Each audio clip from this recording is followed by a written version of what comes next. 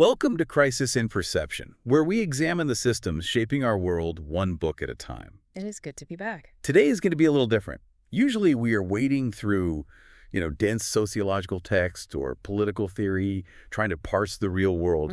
But today, we are taking those same analytical tools, that same rigor, and pointing them at a piece of fiction, specifically Suzanne Collins' The Hunger Games trilogy. Which is actually, I think, a perfect laboratory for us. How so? No, fiction allows us to see the architecture of a system more clearly than reality does sometimes. In the real world, politics it's messy. Right. There's noise, there are infinite variables, there's history we don't know. But in a constructed narrative like Panem, the author, in a way, acts as a scientist. Okay, I like that. A laboratory. Yeah. They isolate the variables, scarcity, media, violence, and they run a simulation to see how those things interact in a closed loop. We get to see the mechanics of control laid bare. Exactly. And just to set the expectations for everyone listening, this is not a book review. Yeah. We aren't going to talk about Team PETA versus Team Gale or rate the movie adaptations. Yeah. We aren't doing a fandom deep dive. No. We are treating the trilogy, The Hunger Games, Catching Fire, and Mockingjay as a single longitudinal case study. It's a study of a closed system. We are looking at the mechanics. The mechanics of control. That's it. How does a system like Panem maintain equilibrium? What happens when it destabilizes? And perhaps most chillingly, how does it attempt to restabilize itself under a new guise? It's a system arc. Yeah. And frankly, when you stop looking at the love triangle and start looking at the logistics, this story becomes terrifying in a completely different way. It really does. To understand that arc, we have to start with the geography, the architecture of Panem itself. Because when you strip away the romance and the costumes, what you have is a machine designed for one thing. Enforced dependency. That's the word.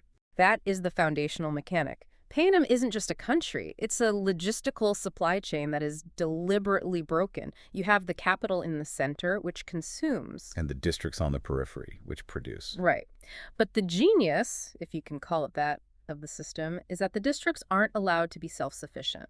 They are specialized mono-economies. Right. District 12 is coal, and that is all it is. Exactly. District 12 mines the coal, but they don't have the infrastructure to process it or use it for their own wealth.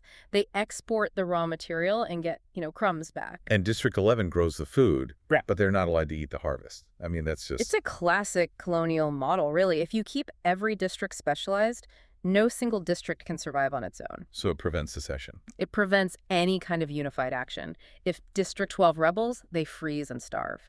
If District 4, the fishing district, rebels, they might have fish, but they have no power, no medicine. Dependency is the first and strongest chain.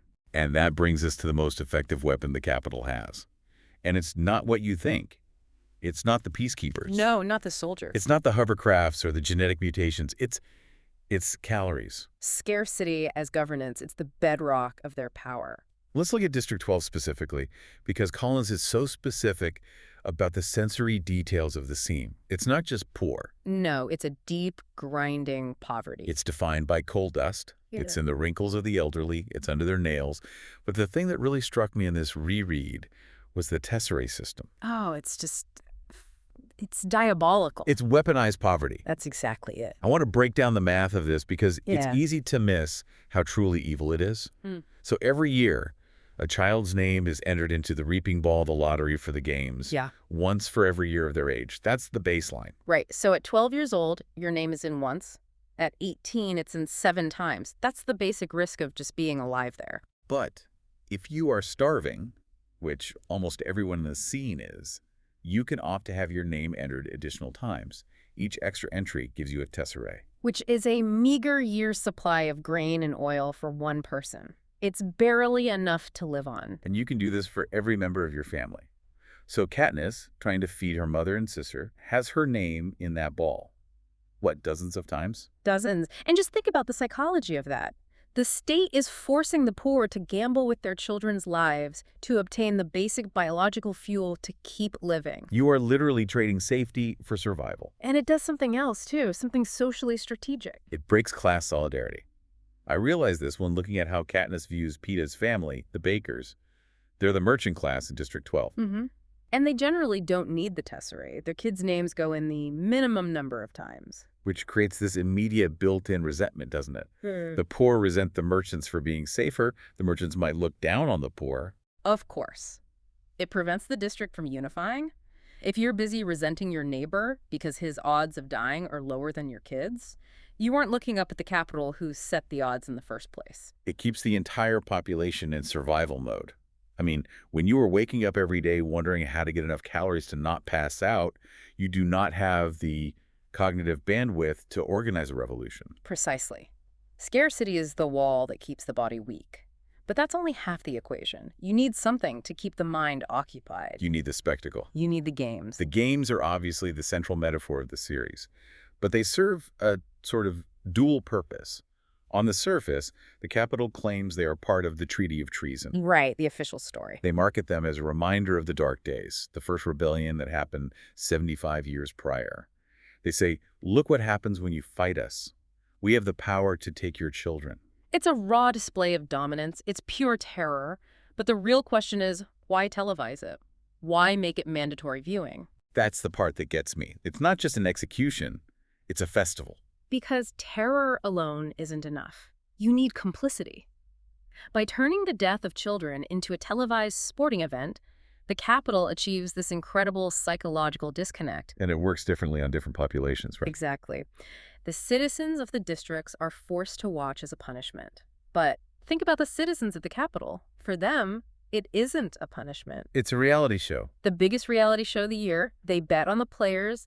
They obsess over the costumes, the interviews, the romance angles. It is the ultimate distraction. If you are debating whether Katniss's dress is prettier than the girl from District 1, or you're checking the betting odds on the boy from District 2. You aren't thinking about the fact that both of them are about to be murdered by the state. You focus on the drama of the deaths, not the structure causing the deaths. It completely shifts the audience's gaze from the systemic cause to the individual tragedy. And it's all wrapped up in this illusion of choice. The reaping, that phrase they always use, may the odds be ever in your favor. As if it's just bad luck. As if it's a natural disaster, like a hurricane or a flood, rather than a deliberate government policy. And all the ritual around it, the stage, the microphone, the fishbowl, it gives the veneer of fairness to an act of, well, butchery. There's another detail about the Capitol's control that always stuck with me, and it's a bit of a smaller one, but yeah. The avoxes. Ah, yes, the servants. The servants with their tongues cut out. It's symbolic literalism, isn't it? Yeah. It's so on the nose. If you dissent, we don't just kill you. We turn you into a silent servant of the very system you opposed. We erase your ability to speak, to name your own reality. It is the total negation of the individual. Absolutely. So we have this machine. Scarcity keeps them weak. The games keep them distracted and afraid. The geographic separation keeps them isolated.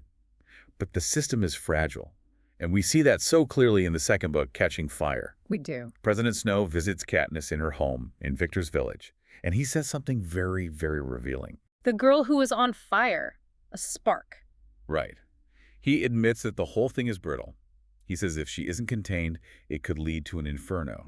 And this implies that fear alone isn't working anymore. Because a system based purely on fear is unstable. It's brittle. It snaps under pressure. A truly resilient authoritarian system needs a mixture of fear and hope. Oh. And that is the role of the victor. The victor is the proof that you can survive. If you play by the rules, if you are strong enough or smart enough or ruthless enough, the system will let you live. It creates a lottery ticket mentality. And that's why the victory tour is so crucial. In Catching Fire, Katniss has to go on this tour halfway between the games. I used to think it was just a plot device to show us the other districts, but it's actually a specific mechanism of control. It's strategically placed, isn't it? Just when the horror of the game starts to fade from memory, they parade the victors through the districts. It's a fresh reminder of the Capitol's grip. But notice how they treat the victor. They aren't heroes. Oh, not at all. They are possessions. Katniss mentions that she has to stand there and look into the faces of the families whose children she killed. I mean, the psychological torture of that. It does two things. It re-traumatizes the districts, and it completely isolates the victor. It ensures the victor can never truly go back to being one of the people. They belong to the Capitol now.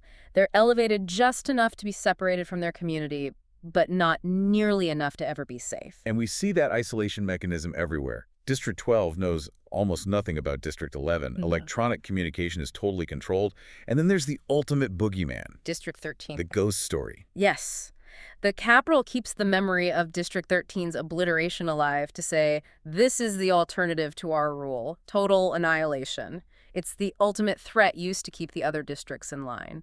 You might hate us, but look what happened to them. But there's another layer to this control, and it brings us to Plutarch Evansby. The head game maker. He's the head game maker in the second book, and later a rebel leader, which is a whole other thing. But he explains the concept of penemet circenses to Katniss. Bred in circuses. This is a crucial pivot in understanding the system, I think, because the Capitol doesn't just oppress the districts. No, it sedates its own citizens. We have to look at the Capitol citizens not just as cartoon villains, but as a different kind of victim of the system. Can we talk about the vomiting scene? Mm-hmm. Because that is the moment in the books where the class disparity hit me the hardest. The banquet in the Capitol, yes. Katniss and Peeta are at this party where the food is it's overflowing. Tables and tables of delicacies. And Katniss is full. And her prep team suggests she take a special liquid so she can vomit and keep eating. It creates this visceral revulsion in Katniss and, by extension, in the reader. It's grotesque. In District 12, people are literally dying because they don't have bread. In the Capitol, they are vomiting perfectly good food just for the sensation of eating more. But it serves a systemic function. The citizens are fed this constant stream of excess and entertainment so that they abdicate political responsibility. If you keep the belly full and the screen bright, people won't ask who is running the machine. They're pampered pets. Rendered politically impotent by their own comfort. So we have this perfect closed loop of oppression. It seems unbreakable. But then we get the glitch. Katniss Everdeen. And it is so vital to understand Katniss, not as a chosen one in the traditional fantasy sense. She isn't the heir to a throne. She isn't a Jedi. No, she's an uncontrolled signal. She is a variable the system just didn't account for. And it starts with the berries. At the end of the first book, when she and Peter are the last two left, the rules say one must die, and Katniss pulls out the poisonous nightlock berries. She threatens a double suicide. That moment is the singularity, isn't it? The system relies on the participants playing the game. It relies on the survival instinct overriding everything else. By threatening suicide, Katniss wasn't fighting the Capitol with a sword. She was refusing the premise of the game entirely. She was saying, you do not own my death. You don't get to write this ending. And that breaks the narrative of absolute control. And the system panics. Seneca Crane, the game maker, lets them both live because they need a victor. They need that hope we talked about. But the moment they do that, they've shown weakness. They blinked. They blinked. And once the system blinks, the illusion of omnipotence is shattered. If they can be forced to change the rules once, they can be forced to change them again. The spell is broken. So how does power react? It tries to change the narrative. This is the containment strategy. They try to frame the Barry incident not as an act of rebellion, but as an act of insanity. Specifically, the star-crossed lovers angle. If Katniss did it because she was crazy with love for Peeta, then it's not political, it's a romance. And romance is safe. Romance fits neatly into the reality TV format. It sells, it doesn't threaten the state. And Katniss tries to play along. In Catching Fire, she's trying so hard to sell this love story to save her family. She's terrified. But it doesn't work. The signal has already gone out. And when that narrative containment fails, the system resorts to just brute force revisionism. The Quarter Quell. The 75th Hunger Games.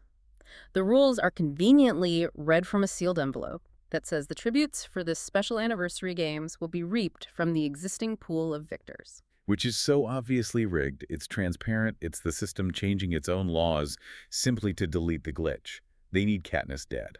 But they need her to die inside the game so it looks like part of the show. It's an attempt to reassert control over the narrative. It proves that the law in Panem is totally arbitrary. Power does whatever it needs to do to survive. But by dragging all the victors back in, they inadvertently radicalized the only group of people who had the influence to actually hurt them. They created a super team of rebels. These people are celebrities. They have social capital. The average tribute doesn't. And speaking of symbols, we have to talk about the Mockingjay itself. The bird. It's such a perfect metaphor for this whole system failure idea. It really is. The Mockingjay is an accident. The Capitol created these creatures called jabberjays, genetically modified birds designed to spy on rebels and record entire conversations during the dark days. Spies with wings. Basically. But when the rebels figured it out, the Capitol just abandoned the birds, all male, to die out in the wild, but they didn't die. They mated with wild mockingbirds. And created this hybrid, a creature that can repeat songs but not words, a creature the Capitol never intended to exist, its life finding a way around the system's constraints. So the bird itself is a failure of capital engineering. Precisely. So when Katniss wears that pin, and later when she becomes the Mockingjay, she is embodying that failure of control. She is the living proof that the Capitol makes mistakes. There's a scene in the second book when Katniss and Peeta are in District 11, Rue's district. On the victory tour. They see the old man whistle Rue's four-note tune, and then the whole crowd gives the three-finger salute, and the peacekeepers immediately execute the old man right there on the stage. That is the moment the audience stops watching the show and starts watching each other. That shift in perception is more dangerous to the Capitol than any bomb. It's the realization that we are many, they're few. That's the spark Snow was so afraid of. So the perception shifts, the rebellion begins, and this is where the trilogy gets really, really dark and, in my opinion, elevates itself far above standard young adult fiction. We move to District 13. The mirror system. That's a great way to put it. We spend the first two books thinking District 13 is the dream, the savior. It's the rebellion. But when we get there in Mockingjay, it's not exactly a utopia, is it? Not even close. It's an underground bunker run by a military junta. If the Capitol is defined by grotesque excess and spectacle, District 13 is defined by rigid austerity and regimentation. There's that detail about the tattooed schedules. Every morning you stick your arm in a machine and it stamps your daily timeline on your skin using ink. 7.0, breakfast. 8.0, training. You are a unit of production. Just like in the Capitol. Exactly. In the Capitol, you are a unit of consumption or entertainment. In 13, you are a unit of the war machine. And President Coin, the leader of 13, she is the systemic reflection of President Snow. Both demand absolute obedience. Both control the flow of information completely. And they both use the exact same tools. The propos. The propaganda spots the rebels film. This blew my mind on the reread. They take Katniss, they wipe off the soot and blood, put her in a specific costume designed by a stylist, give her a script, and tell her to be the Mockingjay. It is the commodification of the symbol. The rebels are doing the exact same thing the game makers did. They are treating Katniss as an avatar, a piece in a game. The only difference is the game maker has changed sides. Yes. Plutarch Heavensbee, who ran the games for Snow, is now running the media campaign for Coin. That continuity of Plutarch is so fascinating. He survives everything. He's the ultimate operator. He represents the technocrat, the guy who runs the screens. He knows that whether it's a fascist dictatorship or a revolutionary republic, you still need to sell the narrative to the masses. The game never really ended for him. It just moved from the arena to the airwaves. And in this new game, human beings are just resources. We see this so tragically with Peeta. Oh, Peeta's arc is brutal. The Capitol captures him, and they hijack him. They use Tracker-Jacker venom to systematically rewrite his memories, turning him into a weapon designed to kill Katniss. It's the weaponization of trauma. They take the one thing that grounded Katniss Peeta's love, and they invert it. It shows that in a total systems conflict, the human mind is just terrain to be contested. And on the flip side, the rebels use Finnick in a similar way. He was trafficked by the Capitol for years, sold for his body to wealthy citizens, and the rebels... They put him on camera to tell all his secrets. They use his trauma as ammunition. It effectively destroys him, but it hurts Snow, so they do it. It's collateral damage, a necessary sacrifice for the cause. And as the war heats up, the moral lines get so blurry you can't even see them anymore. There's the debate over the Nut in District 2. The Mountain Fortress. It's full of Capitol loyalists and civilians. And Gail Katniss's childhood friend, her hunting partner, proposes trapping them all inside. Yeah. Just burying them alive. And Gale's argument is that it is war. He approaches it with the cold logic of a system trying to win. He calls it a nut to crack. He dehumanizes the enemy. Katniss is horrified because she's been the one trapped in the dark. She sees the people. Gale sees the objective. That's the split, the personal versus the systemic view. And this leads directly to the parachutes. This is the turning point of the entire trilogy for me, and honestly, it's one of the most disturbing concepts I've ever read. It's pure psychological horror. Gale and BT design a bomb trap. It involves silver parachutes, just like the ones that bring gifts in the Hunger Games, but these bring explosives.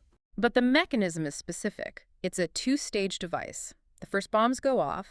They're designed to injure, not kill, a lot of people. And then, importantly, they wait. They wait for the medics and the first responders, the helpers, to rush in. And then the second wave of bombs goes off. It is designed specifically to prey on compassion. It weaponizes the human instinct to help. It is, by any definition, a war crime. It completely erases the distinction between combatant and civilian. And this weapon is used right outside the president's mansion in the final battle. It kills a pen full of Capitol children who've been placed there for protection, and it kills the rebel medics who run in to save them. It kills Primrose Everdeen. Katniss's sister. And here's the failure of moral clarity, the absolute collapse.